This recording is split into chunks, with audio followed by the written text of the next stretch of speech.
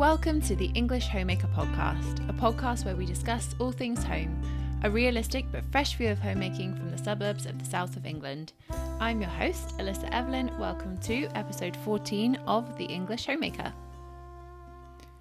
Hello everybody, how are you today? I really hope you're having a great day. But if you're not, I have a surprise for you. I have a lovely conversation with my brother Martin, who lives in Sweden.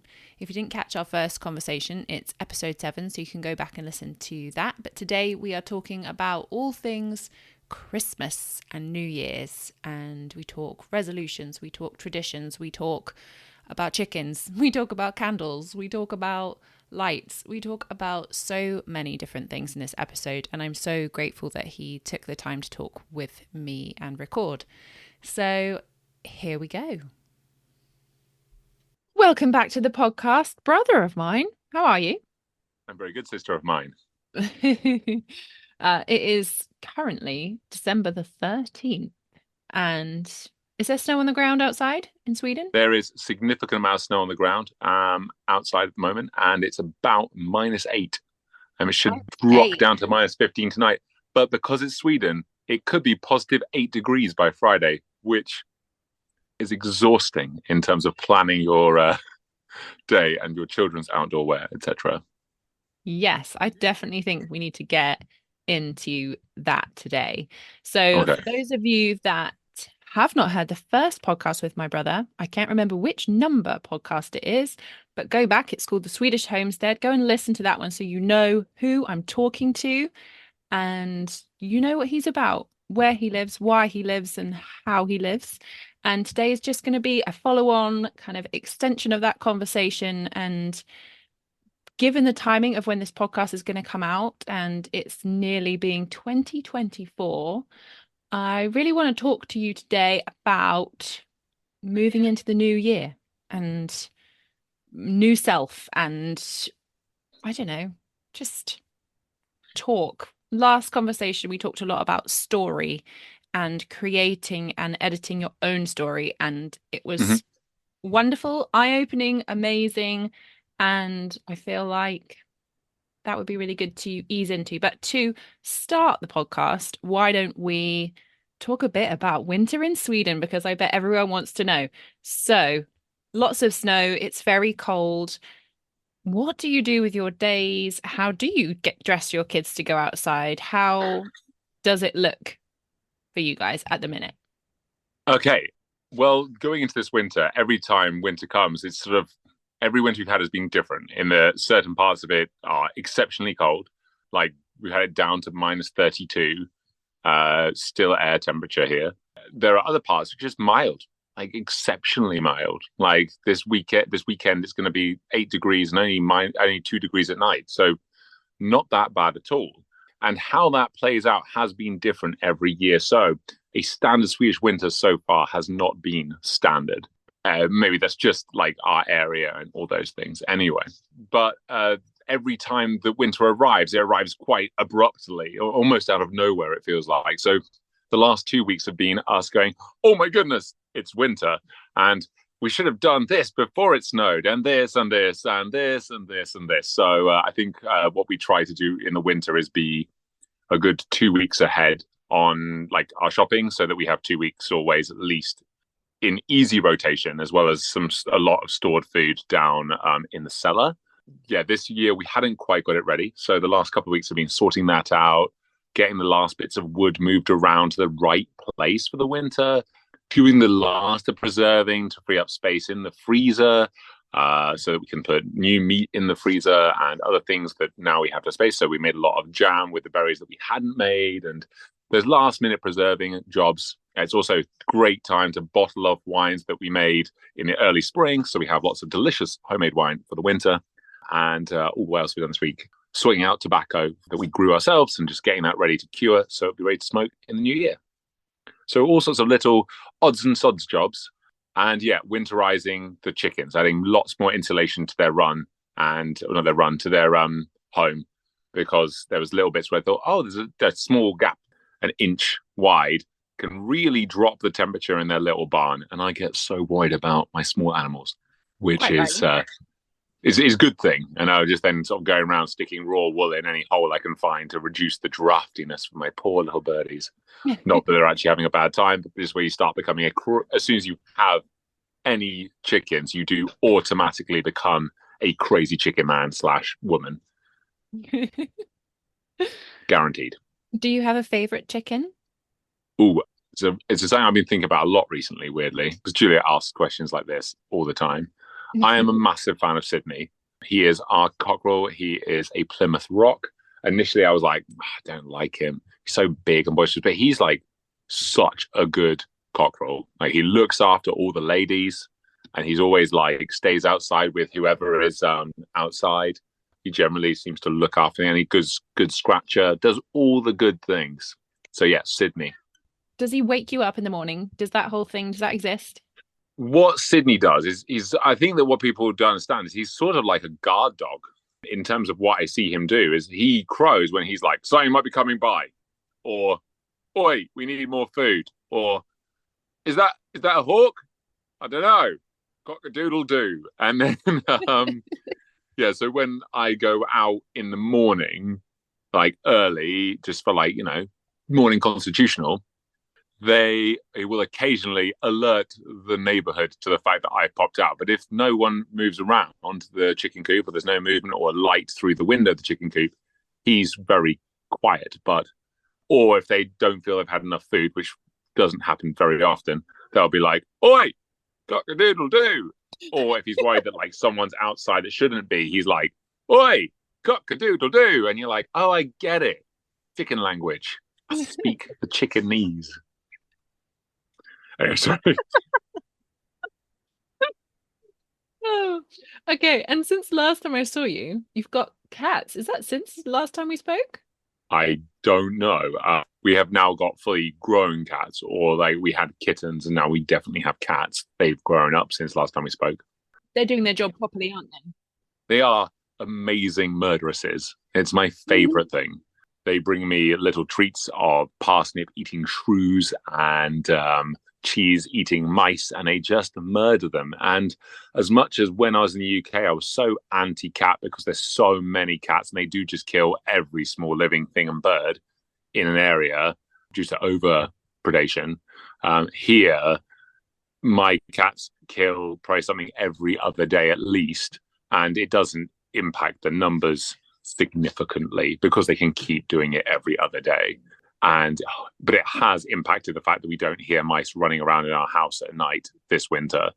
And even I don't have to put out 10, 12 traps just to keep the mice from the cellar. So that's really good. And it's teaching me, who is very much a dog person and raised a dog person, to be like, oh, I get cats. They are so low input. They're such a high return when they kill things for you. And they're quite sweet. Which I don't think I'd ever say, I think, if you'd asked me like even 2 years ago. No, you wouldn't have, for sure. No. That's cool. I feel for sure there's a definite problem with living in a field in Sweden in a wooden house, that having smallish things crawling in your house. Oh, yeah. High likelihood. I think that everybody has them. Everyone has mice. It's not like if you had mice in England, it would be generally like, oh, you left this open, or you didn't do this, or you don't look after your house, there's some dirt or whatever. Mice are just par for the course here. You don't not have mice. And then actually there's a whole Swedish saying that goes something like, if you don't have mice, you'll have rats. So it's actually better to have mice than rats. Well, I agree with that. Yeah. So that you will have one or the other. I was thinking that there's like all of the storybooks, like over 100 years old, like, or maybe 50 to 100. Like there's a lot of cute mice characters in kids' books, like loads. They make them, they're very friendly always and cute. And yeah, I wonder if that was the way people felt, or a little bit of propaganda to make sure that people, I don't know. I was thinking about that the other day. When we moved here, mice were there were so many, right? Compared to our English experience, which had been like, you have a mouse in your house. Wow, that's so gross. But you call the exterminator, get 20 traps, kill the one mouse that's in your house. Whereas here, it's so normal to have mice because it's such an alive country, or at least the area we are in is so alive. Like we have so many more bugs and animals, but also because we have an intact, well, a less damaged ecosystem, we get to have the higher tier stuff. So we have lynx and wolves and all these amazing charismatic megafauna. We have the moose and all those things. But because if you want those, you also get to have loads of midges, loads of mosquitoes, mice. And I think that if you're telling children stories about small things that live in the walls or small, charismatic, cute mice, it's better they believe they're cute rather than, oh man, because if your parents are constantly going, oh, they're evil or they're thing, but they're just so part of life that you may as well be happy with them. I think that's, I guess, my point there. So that if you are trying to teach kids about them, like you may as well not vilify them. Plus, they are actually quite cute looking when you get them in the trap. Yeah, they are cute. And they're soft and fluffy, and they're not ugly. They're very, very sweet. But also, I'm really glad when the cats bring them in dead every other day. And you got rabbits as well. How many rabbits do you have at the minute? Oh my goodness, we have too many rabbits now, don't we? We have 15 rabbits at the moment. Wow. And we'll be doing our first big butchering of our rabbits just before Christmas. So 2 weeks time. Okay. So how many is big? But as in like we killed one because of necessity, because we didn't quite understand how quickly rabbits breed, even though everyone goes, they're breeding like rabbits. You understand that they can breed within 48 hours of giving birth. So we were a bit surprised by the second load of rabbits we got. So we had a second litter a bit quicker than we expected. And at that point, we're like, oh dear, the boy is, it's not important. This is all about rabbit breeding and things. But we're going to kill 4 rabbits just before Christmas. So that we'll have delicious, like organic, great meat that's turned all our grass in our garden into like really healthy, delicious meat. We ate the first rabbit from our colony 2 weeks ago, and it was amazing. Like such good. Like I don't think if I have access to rabbit, I don't understand why we as a culture sort of got rid of them. And I think then when we go back to what you said about like, oh, do you reckon people were trying to propaganda people with mice? I think no, but I think with rabbits there's definitely a possibility there that there was a whole period where it was a poor people food, and then people sort of made it part of a class system and then made it sort of too cute to eat. And then through the war, it became sort of a thing again, and then it became still something then people associated with rationing and being poor. And so it's sort of then a lot of the charismatic Peter Rabbit, all of those things came out and made it very not cool to keep and eat rabbits, even though I think most people could keep and eat meat rabbits, even in a small garden, and like gain some amazing food sovereignty and some of the genuine best tasting like light meat that you can get. It's just amazing. I have cooked with rabbit before, and I think I just stewed it in probably wine or cider or something like that. Mm-hmm. Very simple. Lots of herb. I think if you're using wild rabbit, not farmed rabbit or homegrown rabbit, it needs quite a lot of work because there's quite a lot of gaminess there, and the meat gets tough. But actually, the home-raised rabbits are so tender and so completely different to what you're getting from the store. A lot like what you eat in France. Yes, delish. I think I probably did look at a French recipe, to be fair. Yeah, very sensible. So what about going outside when it's -8, -15? How do you suit and boot yourselves so you are appropriately dressed for such weather? And how does that work when you're coming back in the house? Was it sort of, it's a lot of stuff and it's muddy and wet? Yeah. And how does that system work with going out? Or do you just try and reduce the amount you go out? Well, one, we do at the beginning of winter. I think that because it comes on so quickly, we go from sort of about 10 degrees in the day to suddenly, almost always suddenly, to -10, -8. And the transition, like that sort of almost 15 to 20 degrees transition is quite hard on the kids initially, because they go like, what? It's cold and I'm sad and there's a wind that's biting my face, and they don't quite get it. So there is the first week or so, I think we actually just sort of embrace the hibernation vibe, for lack of a better way to describe that. And we hunker down and do a lot more homey things. And then just sort of get out into the garden and make sure we air out the house and those things instead for that first week or so. And then depending on the weather, then we start going out. And the answer is like Sweden is so well equipped for cold because it's cold like half the year that there's a lot of available snowsuits and snow trousers, salopettes and jackets that are actually so well made and so available that it's not really a problem.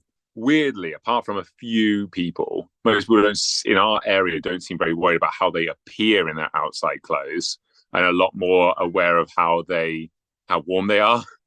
So there's not such a I must look cool whilst also being warm. The warmness is the priority. Mm-hmm. So the answer to that is wool as all the base layers. So I'm wearing a lovely wool shirt now and then a wool t-shirt underneath for when I've just gone out to the dairy. And it works really well. And the same with the kids, like lots of knitted things and lots of delicious wool. And wool is the answer, like almost always. And yeah, that's one of those things I think is really sad. Is like 100% wool clothing was so ubiquitous and now has become like more expensive or not cool or slightly scratchy. So people don't like it as much as a fleece, but it's amazing. So when if the kids throw themselves in a snowbank and get wet through their, we like the Diedrichsen brand, like the Diedrichsen suit. And yeah, and they get snow in their suit and it melts in. If they're wearing wool, they still won't get cold because it's still insulative when it's wet. So even when they do silly things that children do all the time, you're like, why are you throwing stuff in a snowbank? Because it's fun. And then like an hour later, they're like, I'm freezing and I just don't like it anymore. I think the other thing that we do is also make a habit of reducing the amount of time they're in like the harder exposed areas. If that makes sense. So like we have a field that we have to walk through to get to the forest. And when the wind's up on that, they find it very difficult because it does bite into your skin. And they can't necessarily always understand that if you walk through this, you get to something that's fun, the forest, and we'll play snowmen and we'll do all these things. What we do then is we put them onto the kick sled, spark in Swedish, like it means kick. And they sit on the front of that and we push it up. That sounds fun. And that's really fun. Really enjoy that. Awesome. We are hoping to come visit you in the snow. The kids are very excited, but preparing all of the kit is a big deal. But we have bought initially some salopettes, so we're in progress. Brilliant. Honestly, I think if you turned up here with nothing and we went to any second hand with about £10 in your pocket, you could probably dress them quite well. Oh, okay, maybe I'll just do that. Yeah. That makes life easier. So it's cold, it's snowing. That sounds very dreamy. Are people preparing for Christmas? Are there Christmas lights? What's that like in Sweden? Oh my goodness, yes. It's my favorite thing. And we're a little bit behind on our Christmas lights because the children are at a stage where everything must be engaged with heavily and physically. So we've sort of delayed a lot of our Christmas decorating this year. But it is so common to do classy Christmas lights in Sweden. Sort of like very much a lot of white light because it's actually really about bringing light to quite to a very physically dark part of the year. Like we get like solid, like usable daylight, maybe 5 hours. Like with the snow, that extends by about an hour either way because the snow enhances the light quite a lot. But if the snow melts, like it might do on Friday, it's going to be really rather dark. Mm-hmm. So yeah, everyone puts out lights and they do it really classily and really nice. Lots of white lights ornamenting porches, a lot of the lit stars, that's so normal, and candle bridges. So every window that faces a road, most people put a candle bridge in each window. And at least one upper window, generally, if they have an upper window, will have a star in it, a lit star. And so you have this really beautiful, not uniformity, but like there's not like a, look how big my lights are. It's like we're also following there's a tradition there. They'll light up some part of their garden. So you get actually quite a beautiful set of lights all the way along. Yeah, I really enjoy cycling when it's dark down like one particular road through one village where everyone's just done really nice lights. I feel like I would expect Sweden to have perfect Christmas lights, like you're suggesting. So that's cool. Yeah. They even had a lot of lights when we arrived in the summer and we drove. It was dark when we arrived, And even then, almost everybody had beautiful Yeah, they lights do quite a as lot on their standard in verandas. winter Yeah. and summer. And do you have this kind of pre-Christmas chaos with like activities and things going on and the community coming alive, or is that not such a thing, or is that just not something that you are aware of? There is a lot of opportunity. I don't think that everyone goes quite. Sweden is generally more, I don't know, reserved. I think in that way, we're going to see like quite a lot of friends, and people do sort of break the beginning of winter hibernation. We don't really see anyone in November as often. People start thinking, it's winter, and they have a little bit of like closing down and same, which is very much hibernate. And now everyone starts moving again because everyone's like, oh, it's winter and it's going to stay winter. And so we start seeing people out walking, and so we get invited and go to little parties and drinks here, or maybe pop around and have some glögg at someone's house, like a spiced apple juice or wine. And like it's busy, but it's not crazy. It's not close to like England in my experience. But that might just be our experience here. So what are you planning for this Christmas? I know you have mum coming to visit.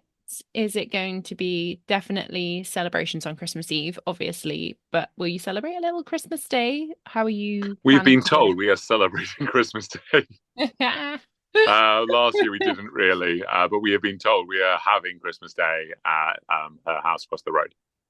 Excellent. So yeah, we will do Christmas Day this year. I think it seems like we're going to do like a gigantic chicken roast because I can't really still do turkey, but we will predominantly do our celebrating on Christmas Eve. Mm-hmm.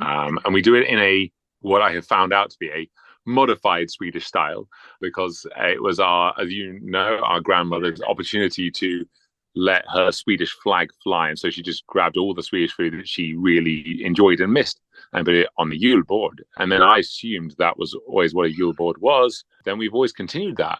And I've come to Sweden, they're like, you don't put that on a Yule board. You don't put that on a Yule board. You can't have that. But then, and then they also said, well, it's your house and you can do whatever you want. So we have our Yule board, and now that's sort of morphed over time to what we want, but like a big load of the best of our year this year. So we have saved all the very best things. Like we've saved like one last jar of our honey and a leg of lamb from lambs we butchered a couple of months ago, sausages we made, and special ham, and all sorts of things that are in the freezer or in the larder that you really want to eat, but you just leave alone, like special bottles of wine. So all the very best of this year's harvest to sort of, celebrate the middle of winter and just like family togetherness. And it's going to be really good. I'm really looking forward to it. Togetherness is a word that I'm feeling very much at the moment. I feel that's a lush word for this time of year. What does Christmas mean to you? I mean, we've obviously, we grew up together, and we had lots of different family traditions, but what bits to you were the most special, the most sacred, and things that you want to pass on to your family? Like what is it about Christmas that you enjoy? Sophia asked me this very question a couple of days ago, like, do you believe this is Jesus' birthday? What are we doing at Christmas? What's the meaning of Christmas, Martin? And I was like, oh no. And as the person who does far too much thinking, perhaps, I realized I actually did have an answer for it. And for me, it was like, one, I think the Catholic Church stole a midwinter feast and then said, this is Jesus' birthday now. And that makes it more significant. And now we've stolen it for the church. And not because I don't think that's important to celebrate like Jesus' birth, but I think that tagging something on something that was already beautiful doesn't make it more beautiful. I think it ends up just being a sort of cultural co-option. And I think that having a midwinter feast at close to the darkest night, where you gather together and you choose to have a moment of excess when you probably should save it for March, it's incredibly important. And joining as family, taking time to gift give and be together and just enjoy beautiful food and mild excess at a time when actually everything around you is sort of very much dead and dark and sad, like in just the way that the land is a lot of the time, is so beautiful just as an idea, as long as you can sort of strip away all the trash that's tagged onto it. That's what it is for me. It's like, it's about family and like choosing to joyful and excessive in a positive way in the darkest, saddest time of year. When you're going into, also like here, you're still looking at 3 more months of winter at Christmas. Oh, same here. And then you really have to go like, I am going to choose to be excessive from my stores or to save things for the whole year so I can be like generous with my family and with our resources, including like time to make presents or to do this thing. I'm going to choose these things. I'm going to choose my values as a family and they show those. And I think for us, why Christmas Eve was always special because it wasn't anything else. It was just family time, good food, and generosity of spirit embodied. And for me as a child, that's why I always really loved Christmas Eve over all the rest of Christmas. Yes, great answer. I really love that you have saved your best for Christmas. I feel like that's because we live in this period of excess that we really can just sort of, have whatever we want whenever we want. I love how tangible and real it is to have saved things and to save those memories that you've also stored from throughout the year of when you harvested the honey, when you butchered the lamb, when you made your wine, and you've got that kind of link to all the memories that you've created throughout the year and how then you can celebrate even that as well on that evening. And I don't think I knew until probably the last 5 to 10 years, maybe 5 years, that really the history of it, because for me, it's always been a Christian tradition. I think it's only just been made apparent that it's the shortest day of the year. I don't think I even really knew that. And what is it? A couple of days before the 25th. It's the 21st this year, I think it is. Yeah. That is kind of the origin of the celebration. It makes a lot more sense to me, that kind of celebration in a way, because of all the reasons you just said, actually. It is the darkest, shortest day of the year, and we can celebrate the fact that it's going to start getting lighter soon. For a lot of people, including myself, the winter is a challenging time, and it's lovely to have that pinpoint of celebration. And I think for a lot of people listening, a lot of people will be feeling a little bit of dread and a little bit of overwhelm at this time of year, a little bit of maybe it's not their favorite day. What ways would you suggest to slow it down? You guys have been amazing at slowing down your life. And I think for a lot of people, maybe there'll be a lot of time in the car, maybe going to and fro, maybe there'll just be a lot of cleaning and organizing and food prep. And how would you suggest to that person who's maybe in that period of their life to go about slowing it down and being a bit more intentional about how they do Christmas? And so taking the food as an example, it's about restoring, but restoring things for us. Like, so every piece, I think, without exception, every single bit on our Yule board will have a story, except for the smoker's torta, which I will buy all the things for and make. Or, that being said, though, we've saved some of our rye flour that we milled with a friend to make the bread for. So it's like we're still restoring that at the same time. I think that's the most important thing. And then I think that the first thing is that we're in a sort of culture of black and white. The nuance and the grayness of choices are often hidden. So I think that there's two things I want to talk about today. I want to talk about like the new year and the new me, or the idea of Christmas is that you both have to be super extremist to fight against the noise that the world has. And at the same time, you need to understand that it's like a beautiful journey to get there. I think when we stopped having Christmas at our grandparents, because they started getting too old to host and do all of that, it was a really sad time for me. It really destroyed what Christmas had been for me, because I felt like, well, we're not able to do what is important at Christmas anymore. So now it's just a consumer holiday. So I was very much in the point where we're just driving around doing everything for all these other people. And it took me stopping completely Christmas and sort of really sort of like going, well, Christmas is trash and now I don't get to enjoy it ever again, was kind of where I had to get to for a while. I get really quite sad to be able to look through it and go, okay, stop. What is Christmas for you? And what elements can you moderate towards what Christmas should be. So for us, like to get to where we're at now, it's like just slowing certain things down. So we sat there and go, okay, what do we not want? What do we not want this Christmas story to be? Well, just plastic crap coming to the kids. Okay, we can actually say to everyone, please don't buy this or we will return it. Okay, that was the first step we made. It was just something really simple of like, I don't want to support hyper consumerism stuff that's going to be trashed. So that was something that we could control and say, please, we don't want this. You hold on to what you can manage. Okay, if the only thing you're able to manage is, oh, I'm bringing the wine for Christmas. Well, what can you do to restory that wine? What can you do to bring something of what you believe in into it? I think that's it. Like even now, you've got 2 weeks to Christmas. You'll probably knock up a half decent like fizzy champagne, like in the time between now and Christmas, if you wanted to. Obviously, now it's not Christmas, but coming into Christmas period, I think when this comes out anyway. But the idea being is you take something that you truly believe in, look and just strip back at what do I actually believe about this? What do I want this to be? And especially if you have children, what do I want them to remember Christmas as? And understand that you doing nothing is you making choices.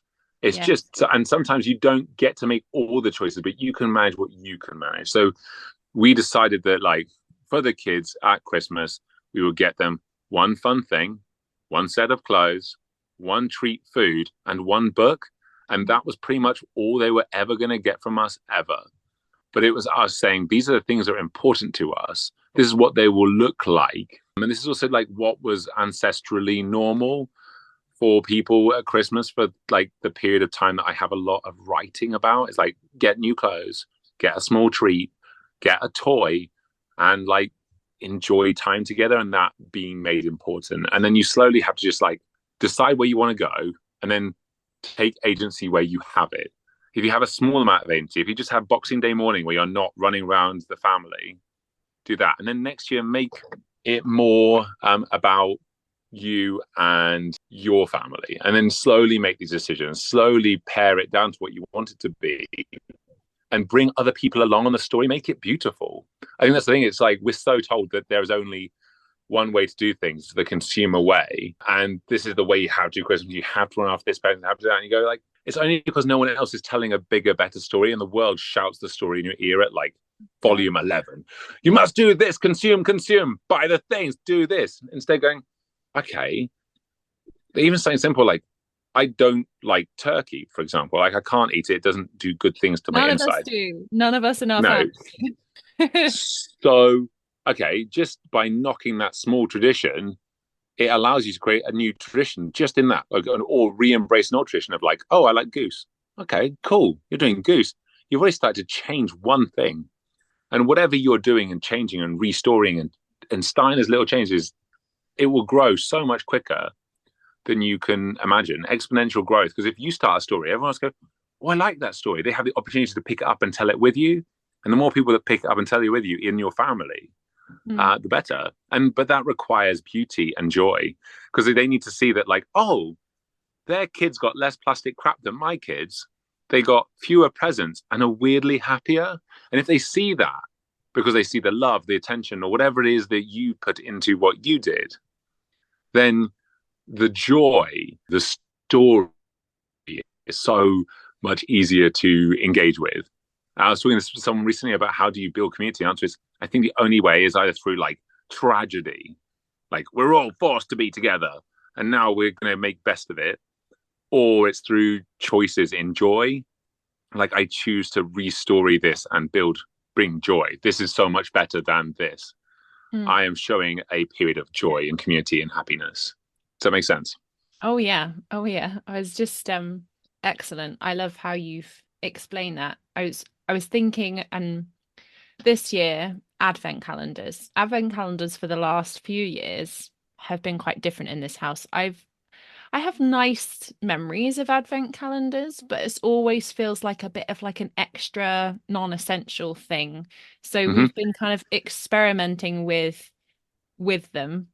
This year we bought the most expensive one I've ever bought. I'm still not sure it's a good idea, but I was trying to work this through in my mind if I should mention it or not. We bought the Grapat advent calendar. Grapat are this lovely company that like hand turn and make beautiful little wooden toys. And I Awesome. didn't buy it last year, and instead we bought plastic things.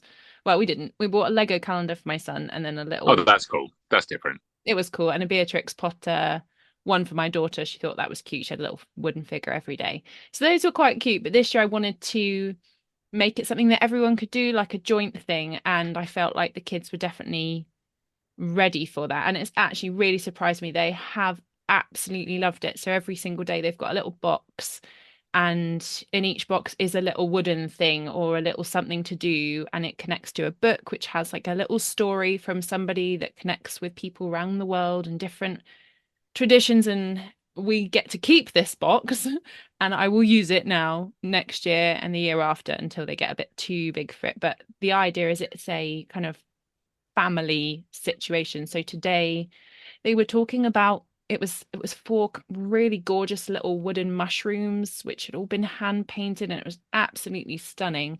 And there was just a big story about it, explained kind of the science of mushrooms and how then That's so cool. it was so cool, all these like invisible things to do with mushrooms that you can't see. And then it was trying to encourage you to look at the invisible connections between us all, and how, say, for example, if someone hugged you from behind with your eyes shut, would you know who it was that hugged you? And you would, wouldn't you? You would Yeah. know. I would know if it was you hugging me, or it was my husband, or it was my kids, or my Yeah. mum. I would know all the difference. And I just thought it was really lovely. But it's such a shame that it's not a shame that it was expensive, but I'm glad that we've kind of invested in something that can last a few years. And yesterday we made these gorgeous little stars, like with sticks and string, and you kind of like wind it all together. It was gorgeous. And the kids have been really, really engaged in it That's every single awesome. day. They've got to take it in turns as well. So there's that part of it, like that's sort of teaching them patience and sharing and things. But they have been really, really engaged in it, and it's just so sweet. And then the other thing that we've done a bit differently this year is the year sort of plucked up the courage and made my own wreath, which I've Nice. always I've always bought a wreath, but it's so easy to make. So Yeah, easy. weirdly easy, right? Yeah, I just took secateurs and I went not very far out my door. Thankfully, we live just next to a big park with a lot of different kinds of greenery. And I just cut it all and then kind of shoved it in a very haphazard way with a bunch of wire on an old wreath base. And you can even make wreath Yeah. bases. I bet you've done that a few times. Yeah, it's really easy with a couple of bits of hazel. You can just twist them together into a circle quite easily. Green Yeah. hazel, that is. Yeah, so that's the other thing we've done a bit differently this year. And every time I make that conscious step to do something a bit different, that really comes from, it seems very simple. And sometimes the things come, sometimes they're long considered things, like the advent calendar. I wanted to buy it last year, but I just said, oh, it's too expensive. And it would have been a lot cheaper just to buy a chocolate one in plastic, would have been, there are so many different options for advent calendars. Anyway, the countdown is very important to me. I worked out, so there had to be an advent calendar. Yeah, yeah. And well, now Quality Street have gone plastic free. Maybe there's a solution there next year. What? Didn't know that at all. Yeah, That news did not reach Sweden. I feel like I was left out of like a very big deal.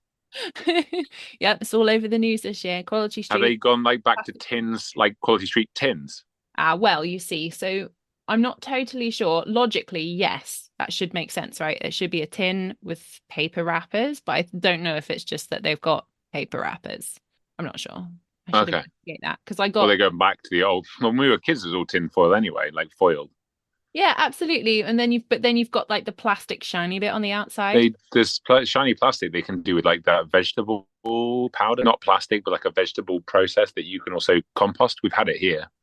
Yeah, I so don't quite I understand the I magic there. totally agree. I was like a bit half and half, like surely that you could like we're gonna miss the foil. The foil was really fun to like flatten out, and as was But the that's not plastic. plastic. The And non-plastic, that's metal foil, or is yeah, that also? exactly. Anyway, Yeah. So so this is a very, very English conversation that nobody outside of the UK will be in any way aware of the importance of this. The ideas of big bowls of Quality Street just randomly around your grandparents' house is very important at Christmas, or around your own house, I obviously. think that is actually also specifically us, to be fair. I think quite a lot of people have large bowls of Quality Street around in general. Do you think I so? think that isn't, I don't think that's just uniquely us. I think there is probably a bowl of Quality Street that people roll out, or a tin. I think that is a thing. Okay. So there is so many things that as I've got older, you go, oh, that's just not normal for people. No. And people go, no, that's just you and your family. And you go, no way. Yep. And you find that out. I think I found out like two weeks ago that it was like that. And you're like, oh, right. Oh, okay. Then your whole world changes because you believe something since you're 6 years old that's what everyone does. And everyone's like, no, people don't do that. And you're like, oh, okay, right. Anyway. So for us, Christmas this year, we had a goose a couple of years ago, but they are like £120. So yeah. So until I can either raise my own, which probably would be more expensive anyway, but probably more delicious. Goose eat mostly grass and oats, just FYI. You can get them quite fat on grass, oats, and just a very little bit of forage. Well, I think it could be an option in the future when we I really think it's a good idea. Garden.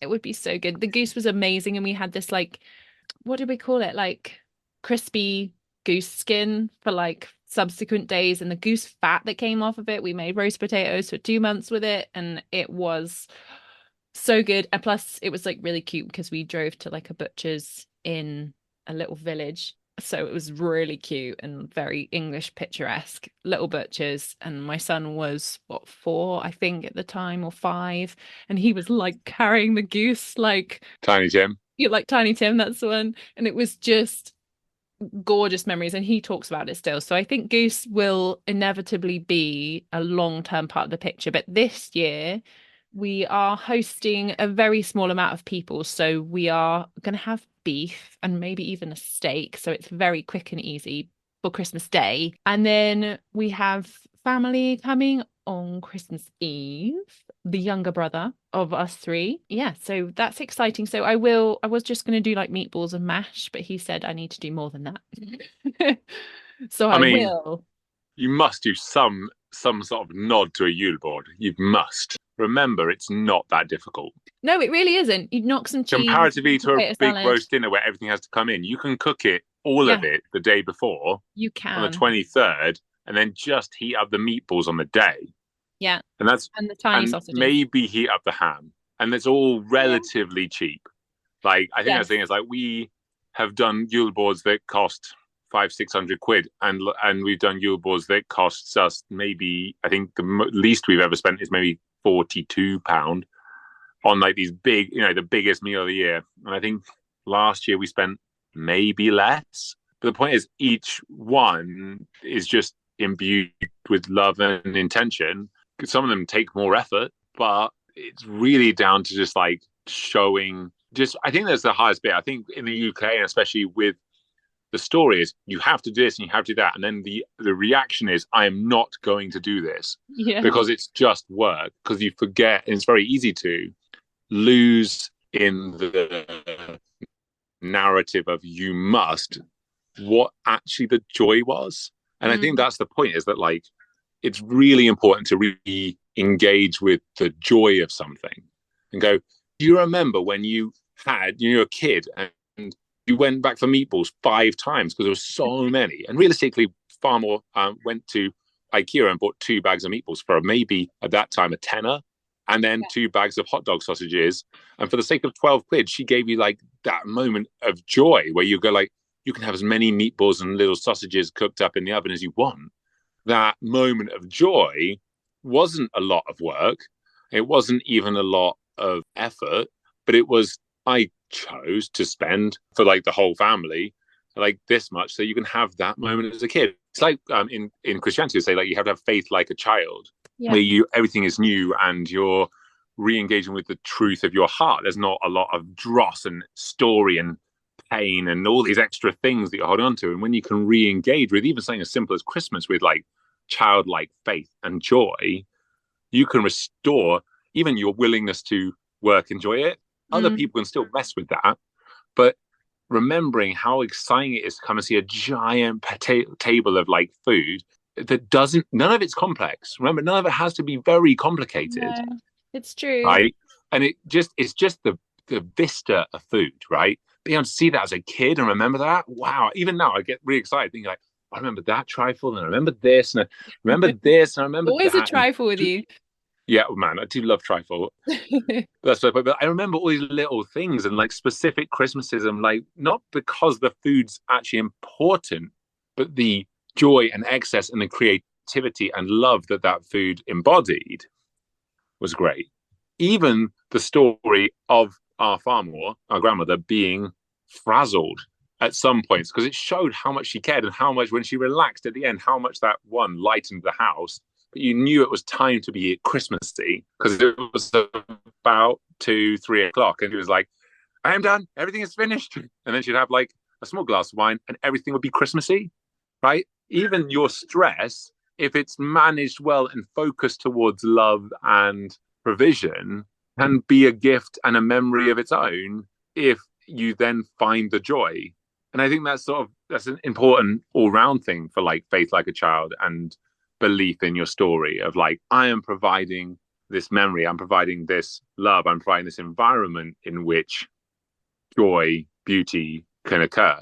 And yes, other people can take from you, and yeah, other people can ruin it, but it's your heart. And again, going back sort of biblically, is like it's your heart that matters, right? Mm.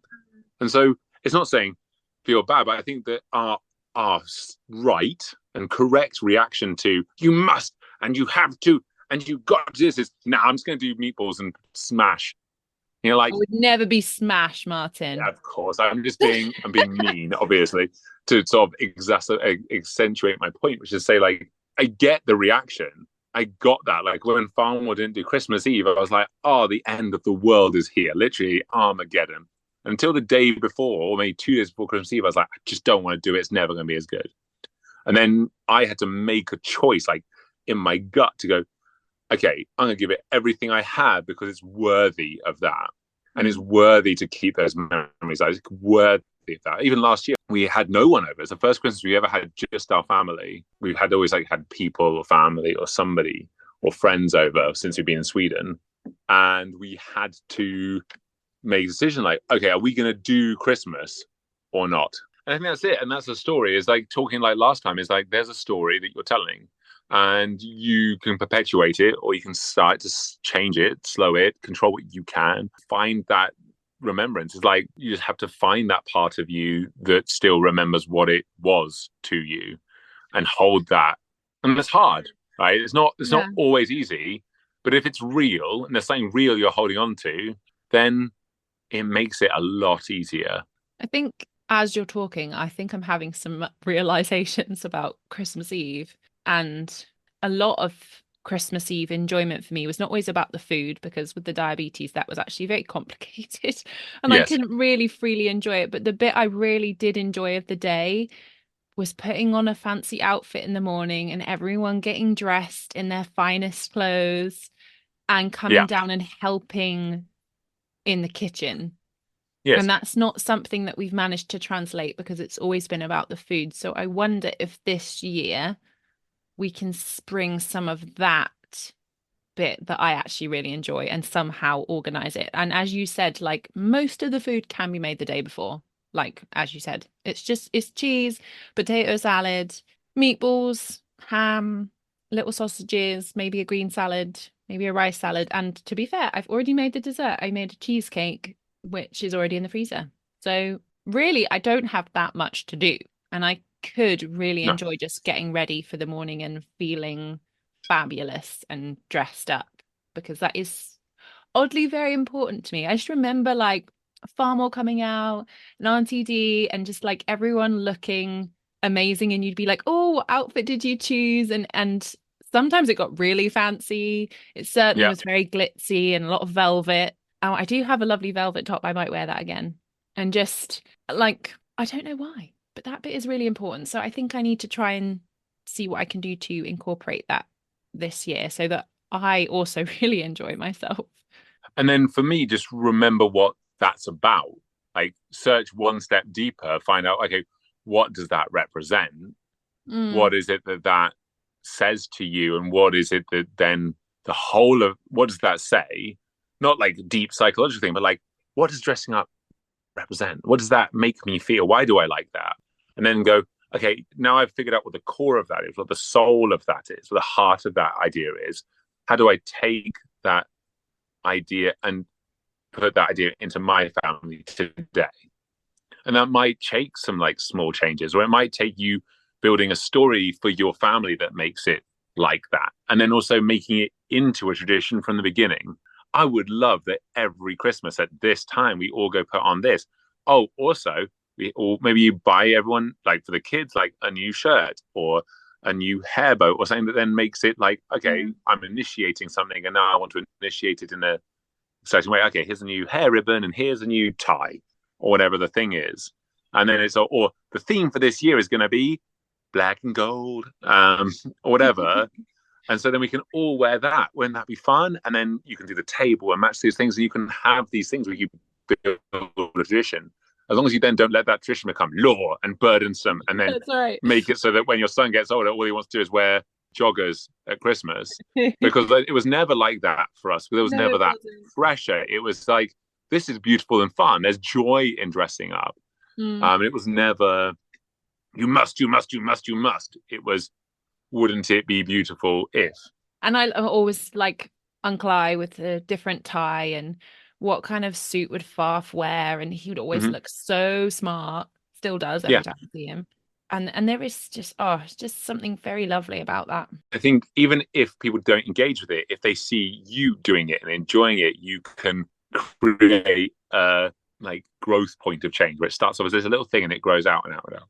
Because if they see you find joy, if you tell a story with how you stop, get dressed, and show up, then that's beautiful and story and joy. And if you go, here's the new law, and you don't allow it to become a relational, joyful story, you will just be another mum going, we're going to have fun today. That is genuinely what I want to avoid, but I probably avoided it overly, if that makes sense. I think also when, again, going back to it, saying it's not easy because there's such a vulnerability in it that wanting to control the outcome of your vulnerability is very normal, right? Yeah. I want to be vulnerable, but I want it to be safe. I want to do something new, but I want it to be perfect the first time. And I want to engage with part of me that I've hidden from the world and not allowed to be fed, but I want it to be completely safe. And I fully understand it, but that's also really childish. Like wanting to be safe in your mummy's arms and those things, that's not being like a grown up, which should be terrifying at times, right? Yes. You should and it should be messy and ugly and bad at times, because if you're growing or you're making something that's actually of worth, it should be messy and it should be vulnerable, and you might get really badly hurt. Yeah, and it should go wrong, and it should be really difficult. And it should go wrong. But if your heart, and this is like why, like however, whatever you believe in the world, like Jesus's like key messages, like, and then again, I don't want to bring up so much faith stuff, but I've been thinking about it a lot recently. But like the key message is like, where's your heart? Like, where is your heart? Like everything else will flow from that point. And if you mess up and your heart is in it, right, and you really try and bring relationship and joy and story back to like a dead, controlled, unrelational language day part of your life, even like into the new year, new me, future ideas. If your heart is set, you can only win even when you lose. Because you'll learn something about yourself, you'll learn about stuff about the people around you, and it will give you opportunities to go, okay, what does this reveal about them? What's it reveal about me? Well, how can I grow?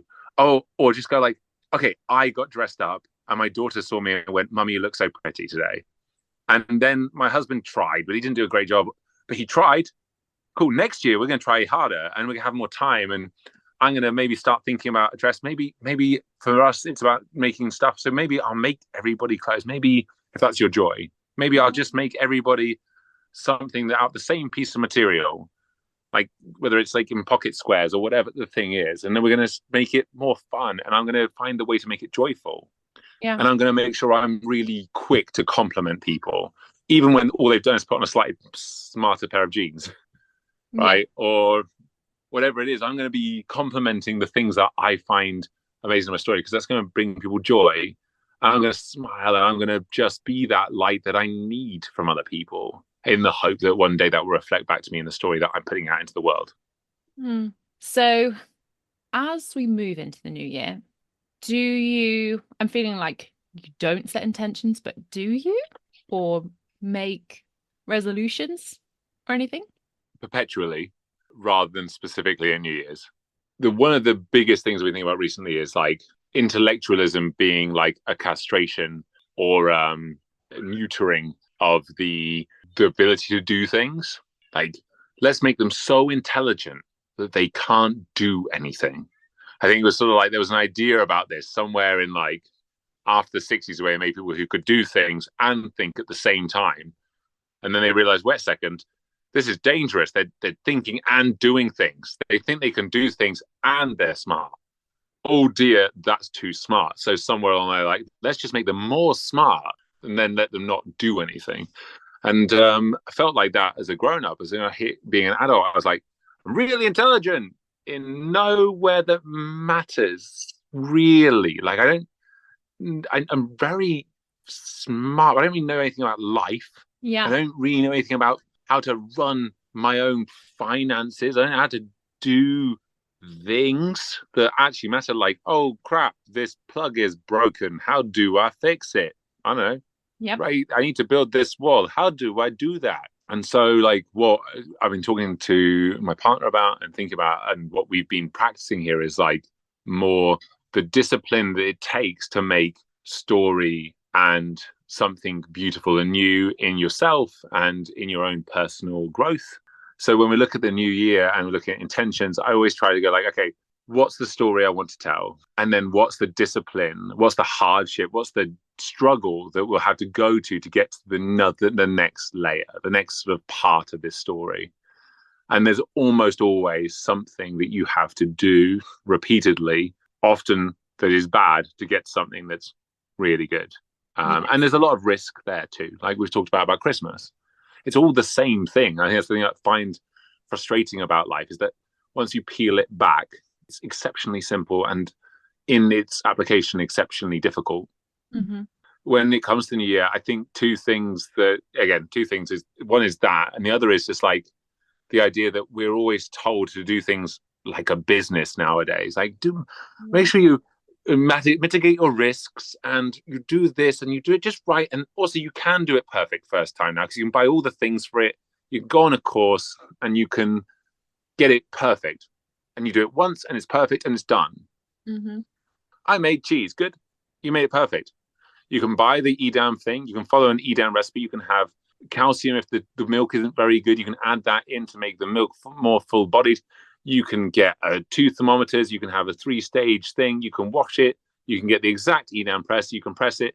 And for the simple outlay of about 60 quid, you can make a perfect 2-kilo Edam. Then you've done it perfectly. You put it in thing. You leave it in the fridge in a vacuum sealed thing, and you have a perfect cheese. Obviously, I'm talking about cheese because I make cheese. Sorry, it's a bit of a random aside for people who don't know I make cheese. I'm using the cheese metaphor because it's something that is a very simple one in my life that allows you to use as an idea that can be extrapolated out into every other area. But no one wants the perfect cheese, though, do they? No one wants the perfect cheese. They want your cheese because your cheese is amazing. This is my point, right? To get to a point where I can now make really good cheese, I had to make so much bad cheese. But because I decided to engage with it relationally and build a cheese culture for my home, right? There was a double thing going on there, cheese culture and a cheese culture. Right, cultural culture. Like we had to build a dairy culture. Like I want to look after this milk that is a local resource that would allow us to be, as we talked about, I think you talked about on your making food for less, we had to go like, where's the protein that's available and at a reasonable cost in our landscape? And it was milk. And so then I decided, okay, I've got to build a dairy culture. So I looked back at what this area had done, built that from there and re-changed it and tried this and tried that and made some terrible cheese and some great cheese and wasn't really sure how I made that great cheese. Oh, crumbs, now I've got to try and remember. And anyway, my point here was to say that like when you engage with things relationally, including yourself, and accept that everything comes at a cost, but on the other side of a small amount of hardship relatively in your life, or a small amount of difficulty or a small amount of vulnerability, there's something so much better for you that it's always worthwhile. So I think I've gone all over the place a bit on answering this question, but hopefully it's made some sense so far. But I'll break it down again to make it simpler, which is you should set intention, but intention should be a story that's based on a principle. Mm-hmm. So first of all, figure out like, what am I going toward and what would that look like in success? Like if you make it simple, like if you make it into a thing, which is what the world wants to make it, like, if I have these perfect curtains, I will be happy. Okay, and instead of going like, okay, stop, or if I was thinner for the new year, I would be happy. Okay, cool. What does thinner represent to you? What does it mean? What's the story that you've told yourself that means that this would make me happy? Okay, is it about your health? Is it about how attractive your partner finds you? Is it about energy in the day? What is it that it represents? And then go, okay, I think for me it represents, and it can represent all three of those things, but then write down what it represents. And then look at like, what would it cost me? What do I do right now that's going to cost me to get to this side? And what will I feel like? And what will I be the other side of this? And then realize that none of it matters because you're already that person in your heart already. Because if you can imagine it in your heart, if you can imagine someone who will be happy, you can be happy. That's that wonderful thing I think we talked about last time, which is you're already at the top of the mountain. You're already enough. You're already all those things. Sometimes you still have to climb the mountain to find yourself there, but you're only ever going to find yourself there. Yes. Sometimes the journey reveals stuff about yourself that helps you be that person at the top of the mountain more, but you're already there. Or the sad thing is you're never going to be that person because people don't change. You can refine who you are and you can put in place like coping strategies and ways to manage who you are, but you're not going to change. Like no one's going to really change, but you can refine that and you can bring out aspects of yourself that are already there and use lots of things you can do, but understand that you are never going to change. You can dig deeper, but that's really, really hard, as I know, because I've been going through a massive transformation personally in the last few months, just realizing that there's ways you kind of set yourself up in the world and there's decisions you make that lead to consequences, and there is the ability to change things. It just requires huge amounts of digging and soul searching and hard conversations and raw realities and real working out where that came from and why. And that goes into really early on things in your life that you've gone through, and maybe they're big things, maybe it's a small things, maybe it's something that someone said to you once. Sometimes it takes bringing light to dark places to find out what you need to rid yourself of to be yourself. What I think I was saying earlier is not you can't change. It was like, if you're an apple tree, you're still going to make apples, right? You can't say, I want to be a banana. You can't just do that overnight, because actually, one, what does the being a banana represent? Does it mean being more exotic, more this, more that? Okay. Well, actually, let's understand that, like, I am an apple tree, and yes, I can prune myself to a different shape. I can manage that, and I can fertilize aspects of myself. I can add more this and that. You're still going to be an apple tree. Maybe an apple tree that's better cared for. Maybe an apple tree that has fewer branches. Maybe an apple tree that has these things. But it's about understanding you are an apple tree, or you are this, and that's wonderful and the most beautiful expression of yourself ever. And then going, okay, what can I do that's going to prune that? What does prune that represent? If I cut that off, what else is attached to that? The other thing I've realized is that it's really important sometimes to jump into things completely blindly because you really believe it's true. Yes. Right? Because the other side of that is you can do the slow, good work and all the little things, or you can do things, and I've done this quite a lot. It's just you literally just throw a hand grenade behind you, destroy everything that was good, or the things that are holding you back, and literally destroy them and move into a new scary phase. Yes. And sometimes it takes a massive leap of faith. It's not a good way to run everything, right? You can make big decisions and destroy the safety net that you have that would allow you to go backwards from them. Yeah. You can do that. You have incredible agency in your life, and just the world tells you you don't. It's not a good idea. It's not safe. It's not, you haven't thought that through. Maybe do this, do that. there are times where you just have to go, no, my heart knows this is true. I know that I'm an apple tree that needs a heavy pruning, or I need to uproot myself, plant myself somewhere completely different, and never allow, and in that process, cut off loads of roots, right, to move an apple tree. And I think that's really important as humans. And I think the modern narrative and rationalism and the modern slow business way of thinking doesn't champion that. There's no sort of heroic, I did something stupid. I went out and killed a dragon. I did a thing. I did something dangerous and stupid. I did something that was heroic and amazing. And it's all these people that you look at who do research into new things, whether it's in science or even like heroes. The heroes we all look to are people who did something that if they hadn't succeeded at it, they'd be dead. They would be stupid. They would look at as idiots. Even artists, they do things you're like, you're doing what? You're painting not what's there, but like the idea of what's there as shapes. You're mental. Yeah. Then you look at it, there's a whole era of art off that idea. And actually, some of it's really beautiful. I don't understand all of it. Or like Impressionism.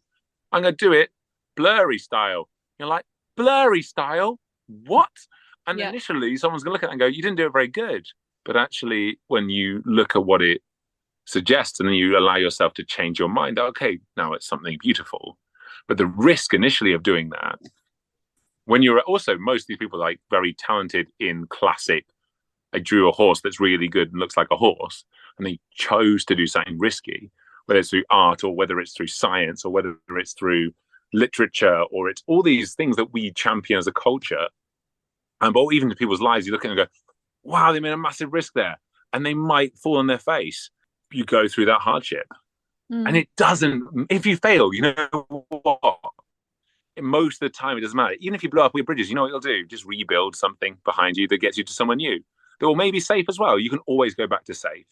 But I would suggest people in the new year, whether it's restoring something slowly and doing the work of that and doing it beautifully and finding the core of it and revealing that and moving into that slowly through the beautiful gray area and embracing gray and slight hardship, or just going, you know what, I'm going to pop a hand grenade behind me, blow up the whole of who I was to step into who I need to be happy and joyful and make decisions. I'm going to make a risk fiscally or with my energy or with my time or with my heart. I'm going to take that stupid risk because I know in my heart, my body, in my core, wherever you center yourself, that that's what matters. And I'm willing to risk all that I am for something that's worthy. And I think our modern era doesn't celebrate that enough anymore. And we need to re-embrace that sort of like both this slow and beautiful organic growth towards something, which is really important, whatever you end up doing, but also like those moments of heroism in your own personal life. I'm really proud of what you've done recently. I don't know if you want to reveal on a podcast, but I'm so proud of you. It's so heroic what you're doing, making choices for your family. And it's risky. But you took a big leap in that. And in doing that, you're a hero. You're doing something that you look back, even if it goes wrong, you took a risk based on your heart and your love for someone, and you're going to reap a reward in some way, even if it goes really badly wrong. It can't go wrong. It's going to be fine. Of course. No, but saying, whatever the worst that you can think of, it's still you being a hero, because it's not guaranteed, right? Because the worst that you can think of could happen. But even if it does, even if when you take a heroic leap you fall and you get eaten by a dragon, right? You have experienced something that you would never experienced if you just sat and did nothing. And sitting and doing nothing is what the world wants you to do every single day. It does. It wants you to be comfortable and safe. Because sitting at the bottom of the mountain is nice. Doing everything else is nice. Being sad at Christmas is what they want you to be, because you're going to buy more stuff to try and fix that hole in your life. Not engaging with yourself, your heart, not engaging with what you should be, is exactly what the world wants you to be. In the middle all the time, always a teenager, always never making a hard decision, never do anything too difficult. Shh. Don't listen to your heart. Heart's wrong. Listen to your head. Do what the world says. Do. and hide from yourself in that and feel safe-ish. Always feel okay-ish, happy-ish, sad-ish, depressed-ish, For right? me, it's that like they always want you, the big they, want you on the edge looking at your life, not fully present in it, because to be fully Yeah. present in it involves risk. It involves risk. That's it. It's scary. It's scary. It's a big deal. And yeah, Um, it's safer to sit on the edge and look at it. the other side of that is the more you do, the more you realize you need less and the more free and powerful you become. Yes. Every risk that you take, however small, again, even with Christmas, we're talking about it, it's like if you choose to dress up and everyone else doesn't, and you look joyful dressed up, right? And that was the only thing you did. Say it's not you, but it's someone else, that they feel like that's important to them. They dress up. And everyone goes, "Why dressed up? You look so silly." But they walk away and everyone looks at them, they go, "Actually, no, they felt so joyful." And next year, maybe another person dresses up. And you keep doing it. And in that risk of yourself and your own, like, people aren't going to accept me, you build a little muscle. Next time it's easier. And the time after that, it's easier. And the more you do it, the more joyful you become. And then suddenly you're starting to make actual change in a really small area of your family or even just in your heart. Because the more freedom you have, it's addictive. It's like negative thought. Freedom is like it's like a free radical cell. It grows and grows and grows and grows. The more you feed it, the more you do, the more free, the more times you choose to follow your heart and your gut. And again, like those things that are super overused by the world to make them sound really trite and really like nothings and like follow your heart, follow your bliss. It's all crap. When you really engage with something real in your heart that leads you to something that's going to be difficult to get through, to get somewhere amazing, and then go through that again and again and again and transform your sort of weedy, crappy, tiny tree into this beautiful thing that you've fertilized and pruned, and now you are you. Are you that you've crafted, or you that you've pruned, or you that you've grown into? And that's all that matters. Because also, as you express your own beauty and bring your beautiful uniqueness to the world, and I said this last time, right? But the more you do that, the more you search for yourself inside yourself and reveal your heart, reveal the divine spark, or whatever you want to call it, the bit that's uniquely Alissa, the bit that's uniquely Martin into the world, you complete the world by doing that. I mean, in doing that, you make the world better. Yeah. Whoa. Yeah. So going into the new year, I just think and whenever it is that you listen to this podcast, it's the work that you can do. And it's really good. It's the only thing that matters. It's what will make the world a better and more beautiful place. And it's what will make you content, which is far better than being happy. And you can rest in ways that you'll never be able to rest while the work of your heart is incomplete. Yeah. Oh, heavy, but I like it. We started off with like Christmas and we've gone through everything and it's the same thing. And I think that's great. I really enjoyed it. Thank you so much. It was lovely having a chat with you. Thank you. Thank you for coming and joining me again and sharing your wisdom and your life with us. And it means a lot. I know everyone's really enjoyed the last episode, and I'm sure they'll really enjoy this one as well.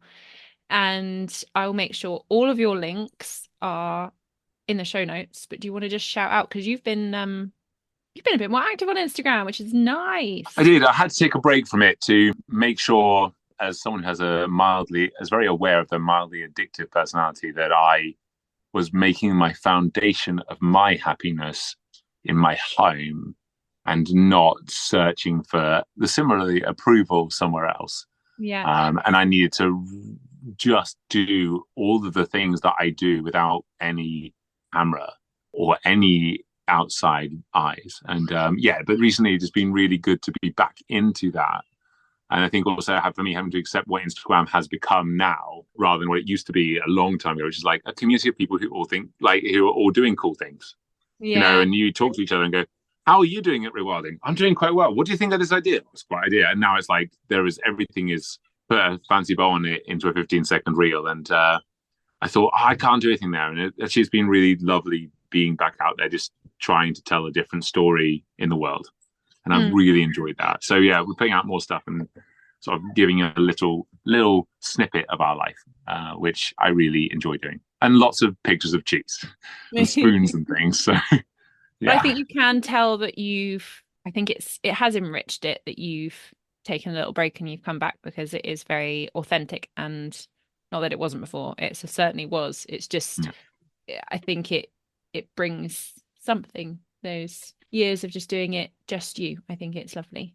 thank you. I felt the same. So yeah, I'm Oh, really glad and that it's come across. a very technical question, okay? Yeah. Very technical. Last question. You're making candles.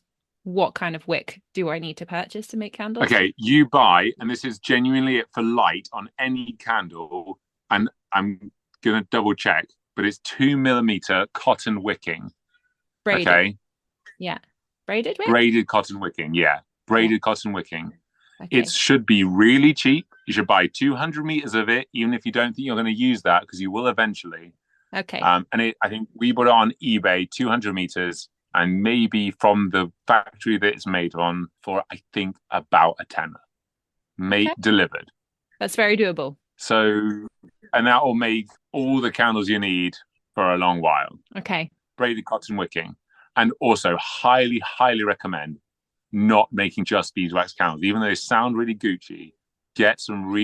Render some tallow, make some yourself, preferably, or buy some really high quality tallow and mix at least 30% of your candle tallow, and it will come off, won't smell, is what if that's what you're worried about. And it'll make your candles a lot brighter and they will burn more consistently, I find, than just beeswax. You'll get a brighter light. Is that the same thing as like beef dripping or not? I think in the UK you can buy it as beef dripping, but generally dripping can be from any part of the animal, and the white fat is generally called tallow even. But again, if you get a block of dripping and it's proper immaculately white and it doesn't stink very heavily of beef, then you've got tallow. But yeah, if you go to your butchers and say, can I have some tallow fat or can I have some inner fat that's white, and they'll give you blocks of white fat, and you don't really need to even render it. You don't need to do anything except render it. As in just put a small amount of water in and heat it up, the inner fat, and it will just melt as blocks. You don't have to mince it or cut it really at all. Okay. And it makes your candles so much brighter and burn far. Yeah, it makes more light. Okay. So, and it also makes it more achievable. Like a lot of beeswax costs a lot of money. It does. So yeah. This year we also added in things like a small amount of like oil we'd rendered from like some plants and some pine resin. So that might actually be the secret sauce, but I don't think it is because the amounts we put in is almost none. Okay. Cool. Thank you for that. I needed to know that information because I was trying to buy wicks yesterday and I was like, I have buy wicking by the reel on eBay. Yeah. That's my reference. That's my 2 mil braided cotton wick, 200 meters, eBay, done. Thank you. Yeah, no worries. Brilliant. Thank you. And I'll speak to you soon. See you soon. Love you. Bye. Bye. Bye. Love you too. Bye. So thank you so much for your time today. Thank you for listening. Thank you for sharing your thoughts over on Instagram. Thank you for sharing this episode with friends and family. Your support means a lot to me, and I've had so much great support of this podcast so far. So thank you. I really hope that the rest of your day goes absolutely swimmingly and is full of joy and good food and good conversation. I'll catch you soon in a new episode. Bye.